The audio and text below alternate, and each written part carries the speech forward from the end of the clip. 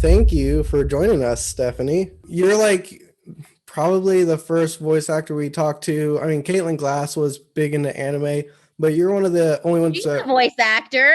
Caitlin yeah, Glass is yeah. totally a voice actor. Oh Well, yeah. she's into anime. A lot of the other ones weren't really into anime that much, and you're into anime. What Yeah. you're saying is the first voice actor that's into anime, and Yeah, all the other ones are like, I'm just an actor. but Animation anime.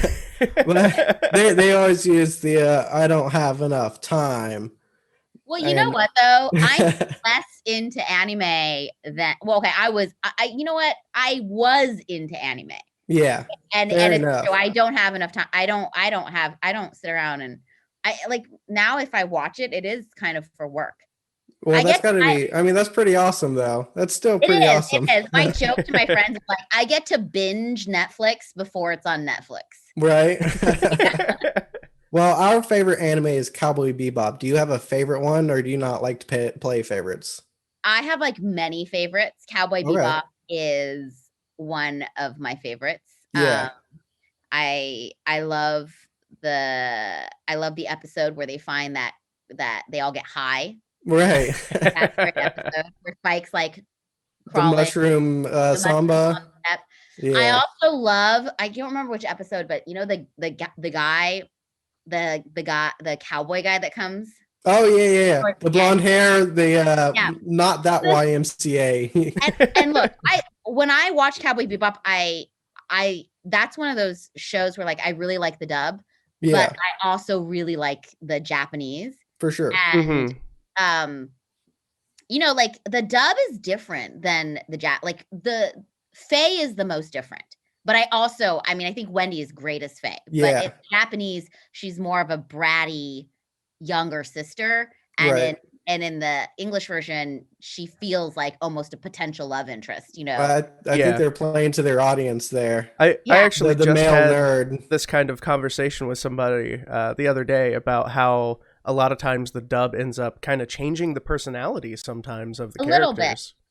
But I think they both work. But that one blonde character is the one that like they do a really good job in the English, but it's so hard because it's one of those translations. Because if you watch in Japanese, he peppers in English words and like he tries to like throw in English words into his Japanese, but the way he does it is redundant. It's like repetitive, you know, like so it's not like it's so funny. They did get Western culture right, just redundancy with words. Yeah, he like literally repeats what he says in English after saying it in Japanese, like just certain words. Like, yeah, really funny.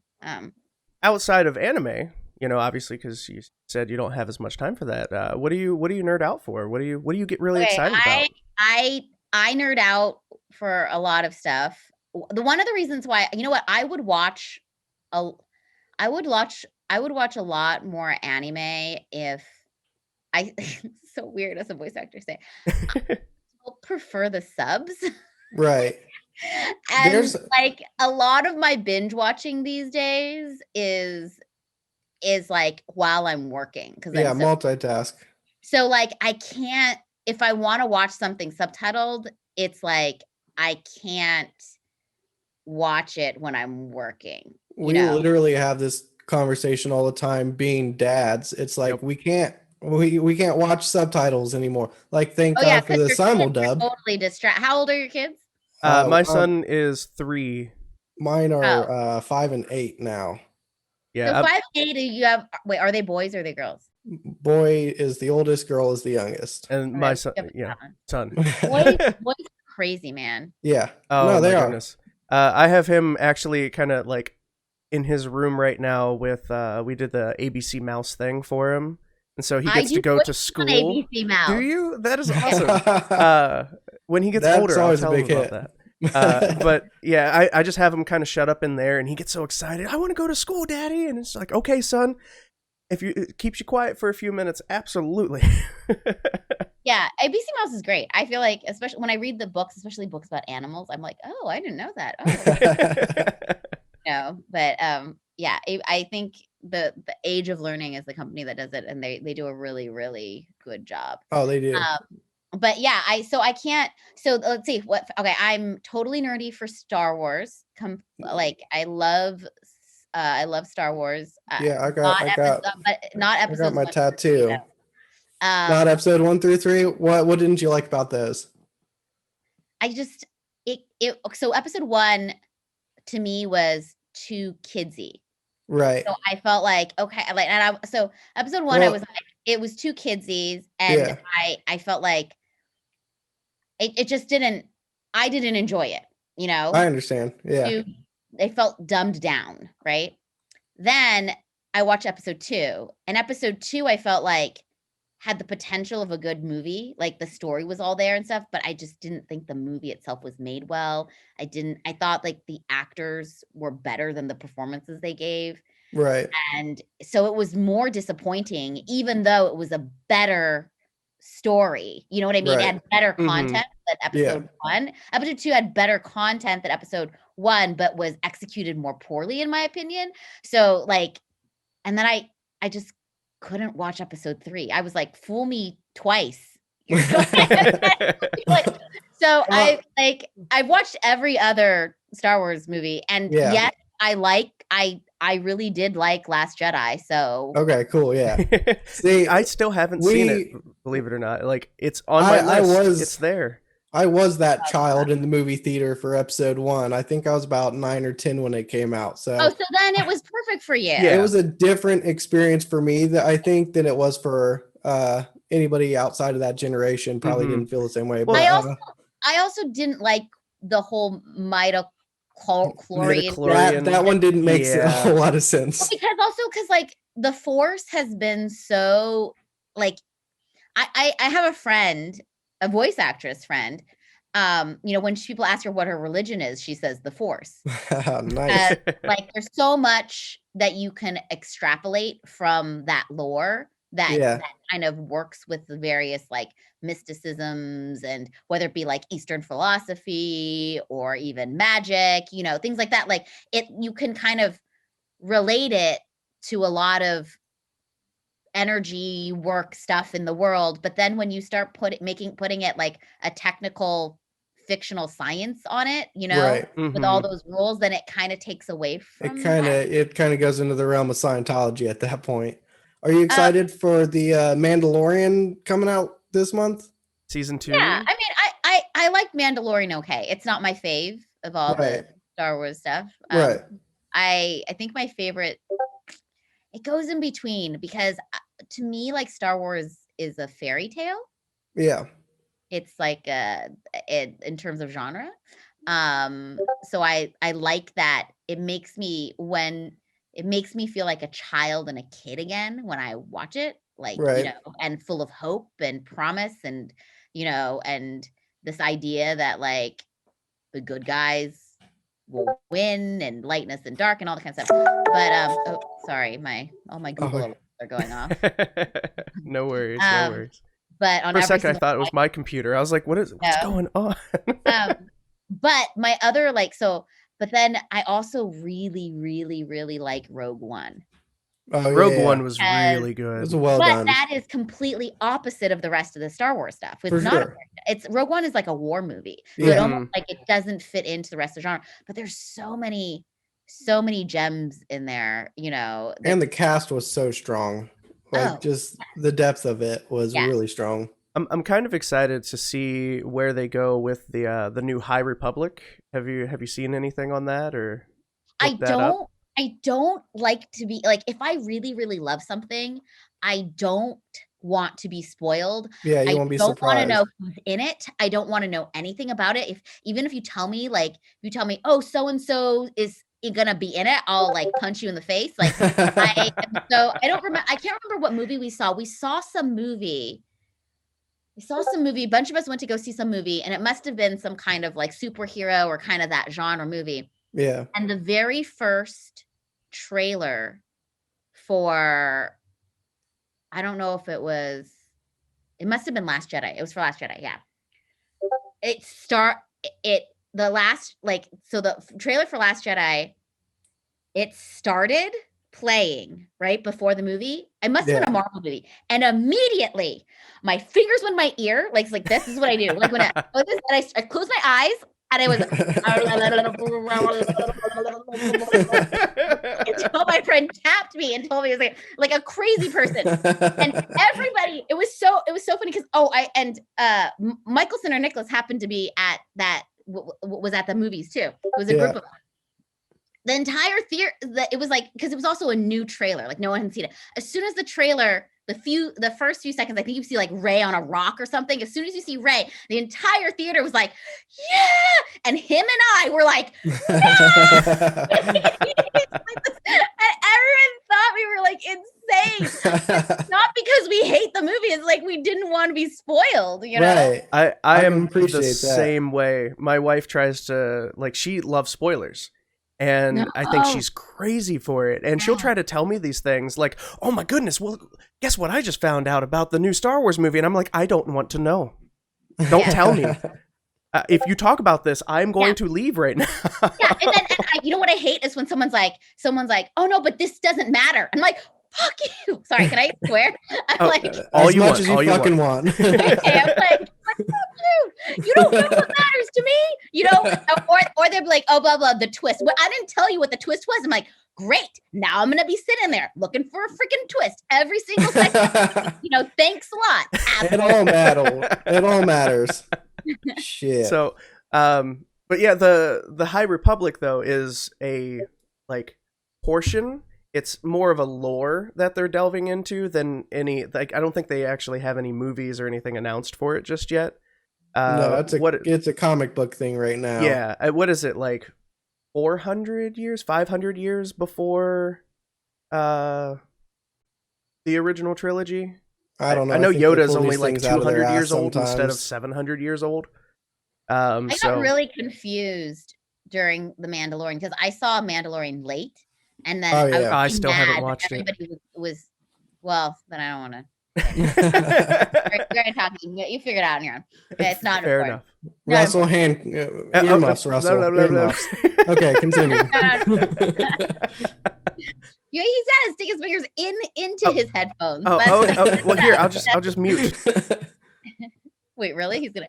No, I was like all confused because everyone's like, Baby Yoda this, Baby Yoda that. Yeah. Wait, so this must be a prequel. And then I started watching, like, this isn't a prequel. And I was like, that's not even Yoda. It's not Yoda as a baby. Why are you calling it Baby Yoda? I had to look it up. I was confused. And they're like, oh, yeah, it's between episode 5 and 6. I'm like, when did we decide this was a thing? Anyways. We're done. Yeah. But I'm just going to have to go back and listen to the entire interview.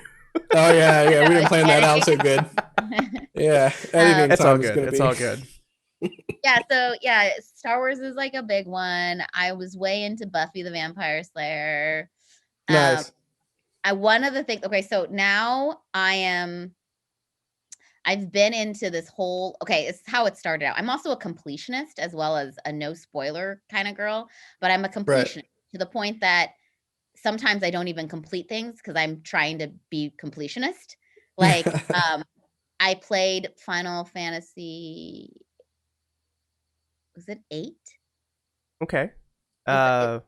Who's an 8? Is that 8 was the one after 7? 8 was Squall. Okay. Yeah, Squall and Renoa, right? Yeah. I couldn't remember. I never remember Squall's name because I named him Scarface. See, I recognize him more as Leon from the Kingdom Hearts games because they call him a different name in that. So it's the Eyes on Me one, right? Okay. Yeah. So that's the one that I played, right? Because I like the idea of games, but 1, I don't have any time, and 2, I'm really terrible at it. So I really miss turn-based RPGs. The new RPGs, I can't deal. It's too much. But so I played. I was playing 8, and I got to the 4th disc, right? Yeah. And then I realized there was a Guardian Force that was a non-essential Guardian Force that I did not get on some random island somewhere, right? So then I was like, oh shit, I have to go back. So then I went back, but my last save point was at the beginning of disc 3. Oh, geez. Just ruins it. And you know, disc 3 was like the longest, and that freaking Toneberry King was such a bitch to kill. Like, and on top of that, was not only was I such a completionist, I literally took like a month off just to collect all the cards. I believe play it. the card games as well in the game there. So like I never finished the game because I was trying to like completely finish the game. See. At the moment, I'm actually playing through. I challenged myself to play through every main number Final Fantasy game. So I have played through Final Fantasies 1 through 5, and I'm on 6. And it's just, I have such a daunting journey ahead of me because I'm the same way. But at the same time, I'm forcing myself. The only type of challenges you get from nerds is like you're gonna like your self-imposed, your self-betterment challenge just to play all of your Final Fantasy games over. Oh my goodness. And like I want to do everything in the games, but I'm forcing myself not to, and it's harder to do that than it is to be like, okay, oh hey, there's this side quest over here, let me go and do this. I need to talk to this guy. Have I talked to this guy a second time? And it's harder to do that and to not get everything for me because I'm the same way. I have to do everything. I have to collect all the stuff. Yep. Yeah, I don't give two shits. This completionist thing. So, two friends of mine went through a directing program, to like to foster more female directors, and they went through. And part of it after they graduate is they like help them find jobs, and they both got jobs directing episodes of Legacies. I don't know if you know what that show is. So Legacies is. So I wanted to support them, right? So I was like, oh, they're directing the show called Legacies. I'm going to go watch it, right? So I went to go watch it when they were working on it. And then when I went to look it up, it said Legacies is the sequel to the originals. And I was like, oh, I better watch the originals.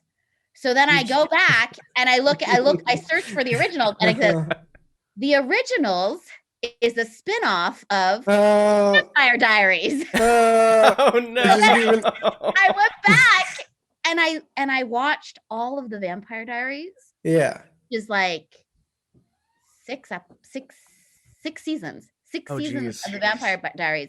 And I think there's like 4 seasons of the originals.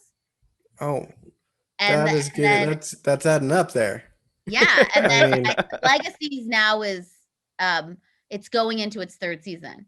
Oh and man. I'm now on the 2nd season of but I did it. I like watched one episode. So in the beginning I was like, oh, this is such a teeny bopper show. It's so like I remember seeing Vampire Diaries. I didn't know they did so many. You know why they did so many? Because it was freaking popular because the show's actually kind of really good. Like I got totally hooked. Completely hooked. I'm like, give me more. Yeah, I'm waiting for season 3 of Legacies. I'm totally like, who is so-and-so? Are they going to make a cameo? And I feel a little ridiculous because I think these are geared towards like teenage girls. And was that a CW? Yeah, it was a CW. Okay, I know what you're talking about then. Mm-hmm. Yeah, but it's actually like quite creative, and I think it's great. I don't even think I don't know. I'm not embarrassed to say that I'm a fan. It's great. It's a great show. And I have since found out that there's other people that I know who watch the show, but I think they watched it when they were younger instead of when they were in their 40s. Hey, it's never too late for anything. That's right. So you said you play video games. Do you have a particular favorite? Do you have a favorite genre or anything? I don't really play video games. Like it's not fair to say I play video games because I've played them in the past. Okay. So you've played. Yes. I like them. I'm not good at them, and I don't have the time commitment to really play. I would say in the past, I would call myself a hardcore observer. Okay. Like, especially in my college years, all my friends would come over and play, and I would just like watch them. And it wasn't like casually watching. I was like very fully invested and watch. It was like I was a participant, For sure. Yeah, like watching them play. But I'm not good at it. Like my friends in college used to ask me to play Resident Evil because it was funny to watch them play. Because I would like run into because like oh man, those original controls were so bad. They were so hard, and also I was not good at the first person controls. I was better at like up is the top of the screen, like instead of being like from the character's point of view, it like really confused me. Like I was really, really terrible at it. So they always thought it was really funny when they would give me the so like what games have I played? I played I never finished, but we got like halfway through Portal 2. That's a good one. That and I watched, I didn't play all of Portal 1. And then I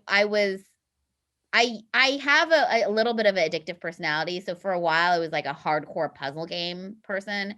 And then I'm not anymore because I will like not get any sleep. And I will not get anything done. And I'll just be like obsessed, Like I was a big fan of Sega Squirrel. Oh, Sega man. Squirrel. Why? Sega Squirrel, the free game that came. Also, I love Dr. Mario. Yeah. Dr. Mario's a classic. Yeah, any of those. And I play like Tsum Tsums although I deleted Tsum Tsums because I was like playing it too much. And especially with the micro transactions, I'll spend a lot of money on it. I've had to uninstall my share of mobile games, so I understand. Hard rule. No purchases. That's my hard rule. I always say that, and then I'm like, but it's only $1. Like $1.99. Oh, but if I pay $9.99, I get like 6 times as many coins. Well, I have expensive hobbies, if you don't notice, and those add up. Well, let's get back to voice acting. Do you have a biggest like influence on your acting? I guess it doesn't have to be voice acting because you do so much more than just voice acting. But do you have a biggest influence, or do you have a favorite actor or voice actor over the years? There's so many. I didn't really start out like wanting to be a voice actor. I just wanted to be an actor. And then I liked anime, but I didn't like the dubs. And so I thought like, oh, it should be easier to enter the field if I enter into anime dubs versus like other acting. And then, and I think I had a little bit of a leg up because I'm Asian. I understood some of the cultural references a lot easily. So there was that. And then I just found I kept getting hired to do voiceover. Part of me think that I'm not the classic, like, there's a lot of different types of voice actors, some of them are really good at manipulating their voices. And they have a very wide range of that. Others are like really great improvisers. Others are really good at mimicking stuff, mimicking sounds and people and voice matching, and then some for me, I feel like I have a reasonable range, like a pretty good range, but I'm not like one of those people with like a amazing range, and I mean, we think you're phenomenal. But... absolutely. And then but I feel like I rely more on the acting being, the acting portion rather than like the sound. Oh yeah, definitely. You incite a lot of emotion in a lot of the characters that we've definitely grown up watching. I think like Hinata, especially, like there's a lot of emotion in a lot of those characters, and you add a lot of depth to them, and it clearly shows. Absolutely. Thank you. So I don't it wasn't so much like one person that I look up to in that way. I think that like I try to like learn from everybody in a way. That's smart. And then even when I like am in a session with other actors, I'm like making mental notes, or if I'm directing an actor and they're doing something, I'm making mental notes like, because I think I'm just a fan of the art and the craft of acting, so to speak. I think it's fascinating to me, mostly because I read an article one time in a psychology magazine that said that actors are kind of like psychologists for their characters, right? They need to figure out what makes them tick. And some of these characters can be very complex, and you try to figure out their history and their motivation and how they would react, and then just kind of be in that moment and react in that moment. And I think that's one of the reasons why I find the art or the craft of acting so fascinating, is because I feel like you're studying human nature. And I just find like humans to be really interesting. Do you think humans, bad humans, flawed humans, just like what makes us do what we do? It's really fascinating to me. Do you think actors could benefit from more sort of psychology courses when they're in college? Do you think that's sort of a tool? I mean, I think a lot of actors end up taking psychology anyway. Like, sure, I do think that like there's a new crop of voice actors who don't necessarily come from the acting background, who are more like a fan of the genre, or are good at like making the sounds of what they're seeing or hearing and stuff. And then some of them start off that way and then they get into the acting part of it, but I always think studying, no matter what you're doing, is, even if it's for your hobby, it's makes the hobby and everything else like more rewarding. For sure. Definitely. So you've worn and still wear very many hats in the industry. So how do you find yourself balancing all of those different roles? That is a constant struggle. I believe it. I believe it. Struggle. So I think it's really hard. I remember. Okay, so I remember when I decided, I started out, my first like job was producing anime for a company called Sync Point, and then they kind of like went out of business, and then I got let go. They said you can stay in on the company and do marketing or sales, and I didn't want to do that. And so then I wanted to just pursue voiceover. And even when I was being a producer, I wanted to be doing more voiceover. So that was like, it's like one of those moments in life where you're like, oh my gosh, this sucks and this is really scary. But then it also forced me to choose a path, right? Yeah. Mm-hmm. It forced me to go after and take a risk and really work hard at that. So it ended up being a good thing. But I remember as I was getting more into voiceover, I remember thinking, oh, I can kind of miss producing. But even though my dream is the acting portion of it. Yeah.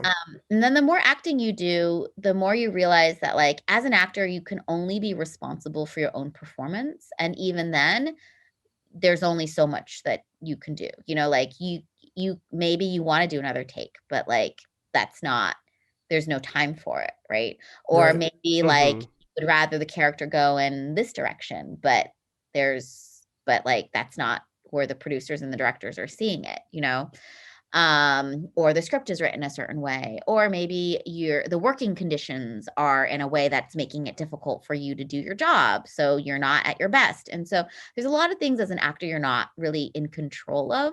And as someone who is creative, and has opinions, if you work on the production side of things, you have more control of making those creative decisions. But at the same time, then it's a lot of work that is not as fun. Yeah. And it's like a lot of high stakes, and some of it's menial work, and some of it is really stressful work, and some of it's hard, so and some of it's really time consuming, Right. But every part is important. Do you take more pride out of doing one or the other when you get to the finished product? Are you more proud of your voice work or your producing or directing sort of works? Or do you kind of view them equally? I feel like I'm probably more proud of my production work, mostly because that there's more things you have to navigate for it to be successful, and there's more responsibility and more things that you're in charge of. Right on. But in terms of if I had to give one of them up, I would give up my production work. Yeah, I understand that. I mean, because that's like the acting portion is just like part of my soul, you know.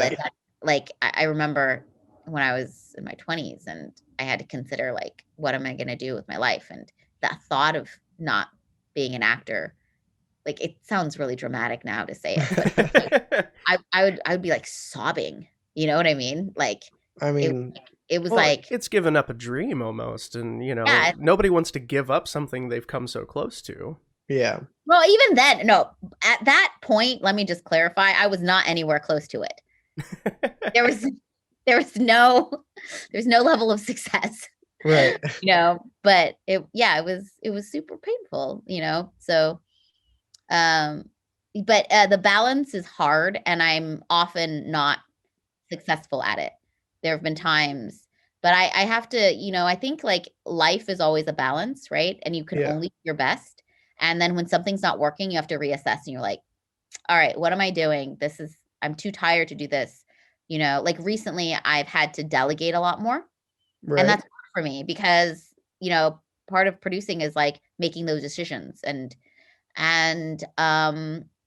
there were some mistakes made, not by me. And I like really beat myself up that I didn't check up on this person's, you know, like really check up on. But I think I have to learn to let things go a little bit and learn that delegating is okay, because I can't do everything. Yeah. Right on. Because you have to sacrifice something. And if I'm not sacrificing the production work and I'm not sacrificing the acting work, then what I'm sacrificing is my physical health and that's not good. And that's not good either, you know. No. Now, have you managed to balance enough to where you're not sleeping on bathroom floors anymore? Oh yeah. No. Also, you know what? I'm so old, I can't even do it. I'm like still very narcoleptic, but like I can't even, like, it's not even possible. I can't even imagine, like, how did I even stay awake? How did I even stay awake long enough? I will say that when I exercise and I eat better, I do have more energy. Yeah. And I've become really efficient. Like my brain is always like planning my day. Okay, I'm gonna do this. I'm like, I'm strategically multitasking in a way. Right. Mm-hmm. Like, or I know like I need to get here to here, and then this is gonna happen, and I, you know, like I'm shaping my day so that things are really efficient. Because, you know, I want to make time for, you know, my working out, or like, you know, or taking care of myself, or but even sometimes my breaks are like scheduled. So, you know, it goes back to when we're talking about binge watching Netflix. Like, you know, I only watch when I'm working now. That makes sense. Mm-hmm. So it's very rare that I take time out to just watch something. So, which also means that like I tend to watch. No, it's not true. So when I'm working, depending on what type of work I'm doing, I watch two different types of things. I watch reality TV shows because I don't have to really pay attention. Right.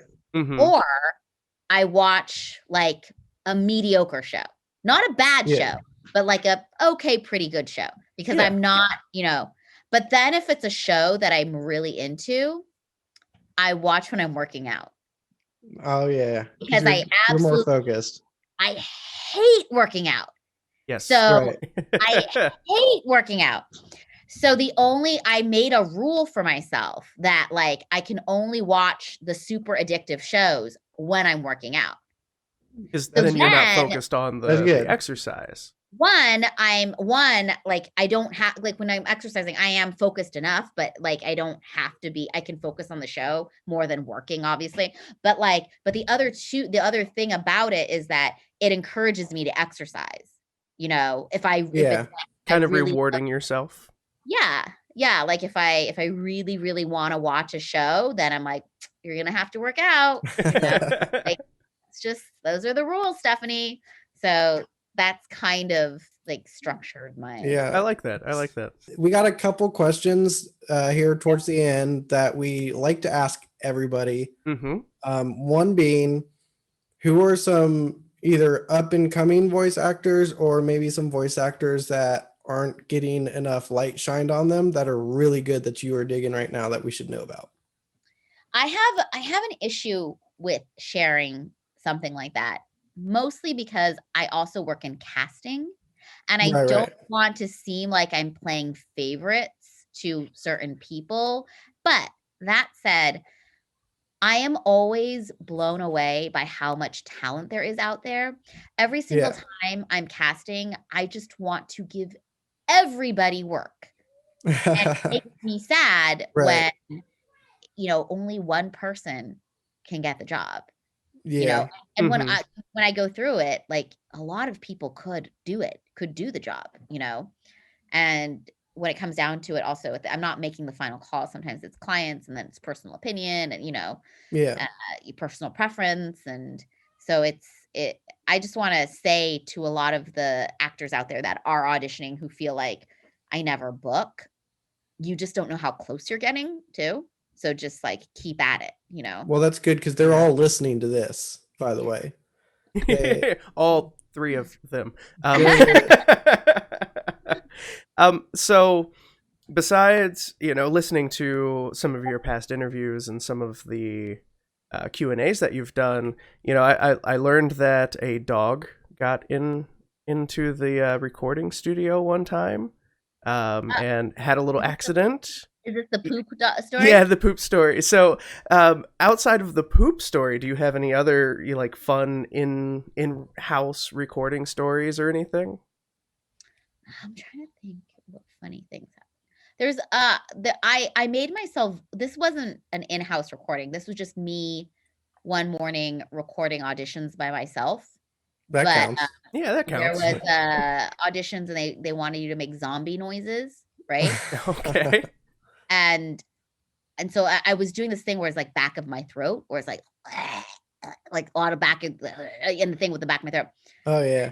I literally puked. I made myself vomit. And it wasn't like a little bit of vomit. It was like I had to catch it in my hands. Oh no. Did you get a good recording out of it though? Yeah. Oh, it sounded great. Now, did you get the role? No, thank God. Oh. You would have had to have recreated. Yeah, exactly. Just hey guys, let's make sure there's a bucket in Stephanie's booth today. Yeah. Don't ask why. Don't ask too many questions. Because it makes sense. Would you like to do a little intro here at the end? Intro at the end. Yes. Just what do I say? Your name. Introduce yourself, one of your characters that you play, and then you're listening to Two Dads and a Podcast. Yeah. And a podcast? And a podcast. It's a very original name. I think it's great. It's really catchy. We're hoping. Hey guys, this is Stephanie Sheh, voice actress. You probably know me as Sailor Moon or Hinata, Julie, and you're listening to Two Dads and a Podcast. Hey, this is Tired Dad, and you've been listening to the Two Dads and a Podcast interview series. For more content, like and subscribe to this channel. You can also follow us on Instagram, Twitch, and everywhere podcasts are available. To help us bring you more of these amazing interviews, you can support us on our Patreon. Just follow the links below, and thanks for watching.